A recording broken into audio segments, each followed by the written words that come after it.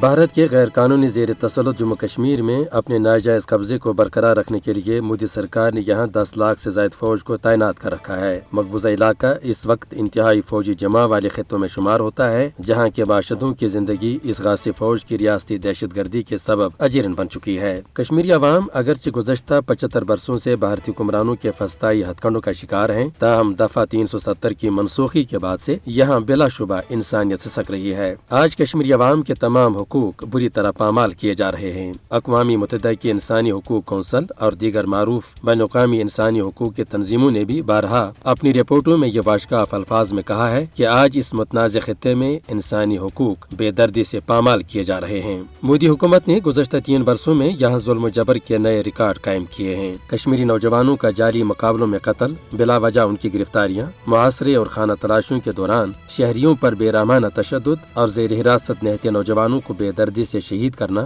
اب اس خطے میں روزمرہ کا معمول بن چکا ہے۔ گزشتہ روز قابض فوجیوں نے عمران بشیر نامی نوجوان کو گرفتار کرنے کے بعد شوپیاں ضلع کے نوگام علاقے میں فرضی مقابلے کے دوران شہید کر دیا۔ اس طرح کے جعلی مقابلوں میں کشمیری نوجوانوں کا قتل مودی سرکار کے ظالمانہ ہتھ کنڈوں کی عکاسی کر رہا ہے، جو وہ کشمیریوں کی جائز آواز کو دبانے کے لیے برسوں سے آزما رہا ہے۔ کشمیری عوام کو دراصل اپنے ناقابل تنسیق حق خود ارادیت مانگنے کی سزا دی جا رہی ہے۔ تاہم ہندوتوا سرکار اور اس کے دیگر حواریوں پر یہ واضح ہونا چاہیے کہ اس ریاستی دہشت گردی پر کشمیر کے عوام ہرگز خاموش نہیں رہیں گے۔ اپنی سرزمین پر بھارت کے ظالمانہ قبضے کے خاتمے کے لیے کشمیری عوام آج بھی پرعزم ہیں۔ اقوام متحدہ کو تنازع کشمیر کے حوالے سے بہر صورت اپنی ذمہ داریوں کو نبھانا چاہیے۔ اسی طرح مقبوضہ علاقے میں ستم رسیدہ لوگوں کو بچانے کے لیے اقوام عالم کو اب ہر حال میں اپنا کردار بھی ادا کرنا چاہیے۔